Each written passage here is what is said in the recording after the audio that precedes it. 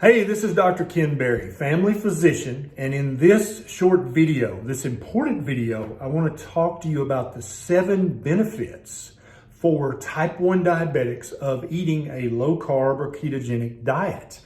You may have been scared to death by your healthcare provider or your dietitian that you should never do low-carb or keto. It might cause ketoacidosis. And in this video, I want to go over the 7 benefits that you absolutely can expect from eating a low-carb or a ketogenic diet. There are over 10 million people worldwide with type 1 diabetes.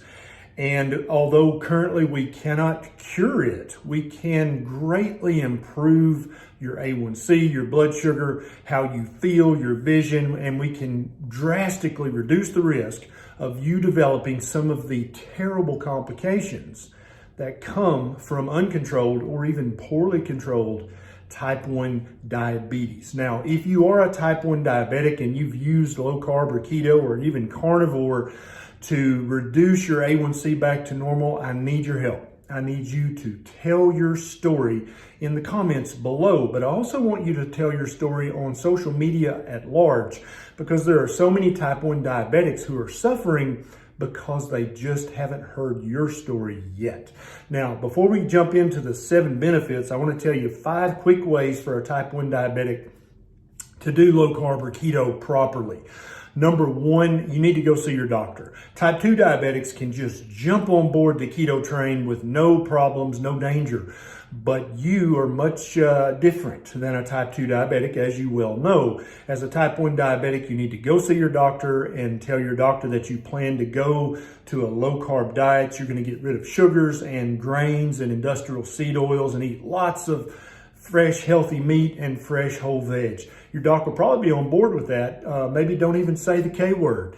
That might trigger your doctor. But definitely you have to do this with a learned health partner so that you don't have any of the complications that can come for a type 1 diabetic not doing low carb or keto properly. Number 2, you need to get this book. I cannot recommend a book any higher than I recommend this book for type 1 diabetics, Dr. Bernstein's Diabetes Solution. Dr. Bernstein is an MD. He is a type 1 diabetic. He has been doing this for decades.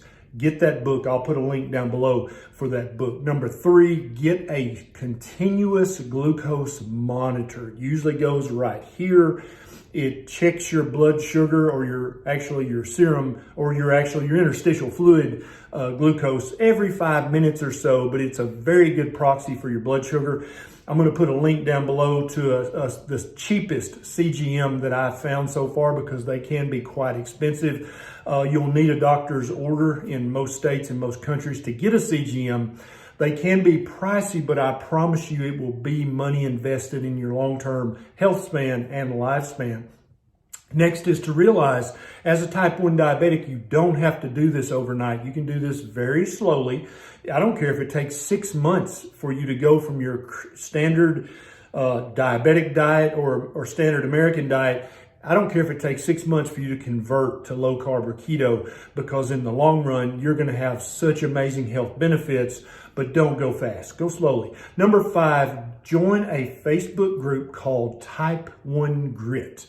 And it's all spelled out, TYPEONEGRIT. In that group, you will find thousands upon thousands of type 1 diabetics just like you who are using low carb and keto and even carnivore to drastically improve their health and prolong their life. Keep all their toes, keep their feet, keep their vision, keep their kidneys. That's my goal for you. And if you join Type 1 Grit, you're gonna be a part of a huge type 1 family who's doing this right along with you. Now let's get into the 7 benefits of doing low carb as a type 1 diabetic. Number 1, you're going to basically eliminate the very dangerous hypo episodes that you may have had in the past. Dr. Bernstein talks about the law of small numbers. Basically, what he means by that is if you're eating 150 to 350 grams of carbohydrates every day, you're going to have to take a lot of insulin to try to chase that and keep your blood sugar within normal limits or even close.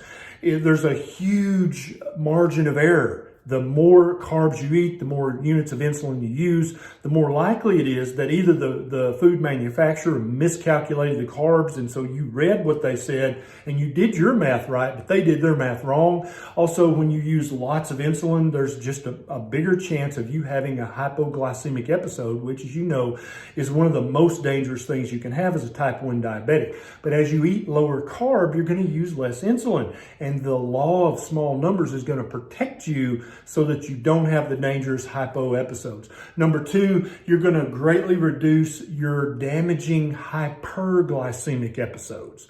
Same law of small numbers applies here. As you eat fewer carbs and use less units of insulin, there's just going to be less chance of getting your math wrong or of the manufacturer miscalculating the amount of carbs in there. You're just not going to have the hyperglycemic episodes, which are quite damaging to all the little blood vessels in your body. Number 3, you're going to use less insulin. Now, I'm sure you know that having high blood sugar is damaging to all those little arteries in your blood, from your toes to your eyes to your kidneys, but also having chronic hyperinsulinemia, having too high of a level of insulin in your blood, can also cause damage to those arteries and those capillaries. It doesn't matter whether your pancreas is producing too much insulin or whether you're injecting too much insulin. Hyperinsulinemia can be very inflammatory and cause damage to those arteries as well. And so eating low carb, you're not going to have to use nearly as much insulin. Number 4, you're going to save huge amounts of money on very expensive insulins. Insulin should be cheap. Some people argue it should be free, and I can't disagree with that. I think we should work on this at the federal government level to stop the gouging of type 1 diabetics by these just unbelievably expensive insulins. But in the meantime, to save you money, if you eat low carb, you're going to use hundreds of units less of insulin over each month and each year, and that's going to save you tons of money.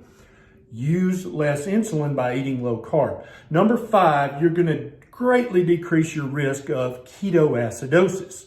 The causes of ketoacidosis are when you develop an infection. You're going to have way fewer of those on low carb and keto. Or when you run out of insulin, or when you miscalculate your insulin and you don't use enough, you have super high blood sugar, and then your body can't burn the blood sugar because it can't get into the cells. You start to break down your fat for ketones. Ketones are not your enemy. Ketones are just a sign that you're burning fat. And so when you eat low carb or keto, you can have a very low blood sugar, very low normal blood sugar, not a hypo.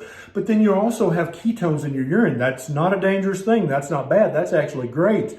But you won't develop ketoacidosis only if you have infection or some trauma or some illness and you have a super high blood sugar. That's where the ketoacidosis is going to come from. Your risk of that is slashed dramatically by keeping your blood sugar within the normal range. Number 6, no more roller coaster, no more 300, then down to 60, then back to 280, then down to 70. You're just not going to do that anymore. The law of small numbers also applies to this one. As you eat less carbs, you're just going to use less insulin, and you'll notice on your CGM, that's a requirement to do this, you're going to notice that your blood sugar just stays somewhere between 70 and 110 just all the time, and maybe even a tighter range than that. You'll see in the type 1 grit, people, they'll post pictures of their CGM print off and their continuous glucose monitor print off, and you'll see them for days. Their blood sugar hasn't gone above 100 or below 60 for multiple days in a row. That's what low carb can do for you. Number 7 is an improved A1C. That's the marker that your doctor is going to use basically to say, hey, are you controlling your blood sugar, your diabetes pretty good or not? The A1C is the knee-jerk reaction, and it's a pretty good measure for most diabetics. And so you may have an A1C of 7, 8, 9, 10, 11, 12 right now. If your A1C is above 5.6, that is very dangerous for you to have long-term complications, long-term chronic medical diseases that come as a direct result of your chronically high blood sugar. So you'll notice immediately that your A1C starts to go back to normal. And then a bonus benefit is that you're going to have lower levels of inflammation. chronic inflammation that you may currently have in a knee joint or your gut or your skin that you thought was just part of who you were is going to start to get better if you're eating a real whole food, low carb or ketogenic diet. You'll just notice the inflammation everywhere starting to get better. Now, I'm going to be doing more type 1 videos on this channel in the future. So if you have any ideas, if you're a type 1 diabetic and say, hey, I'd love to hear you talk about this, put that in the comments below and I'll definitely be keeping an eye on those. If you enjoyed this video, please consider clicking the subscribe button and the little bell right beside it so every time I have a bright idea, you'll be one of the very first to know. Okay, this is Dr. Barry. I'll see you next time.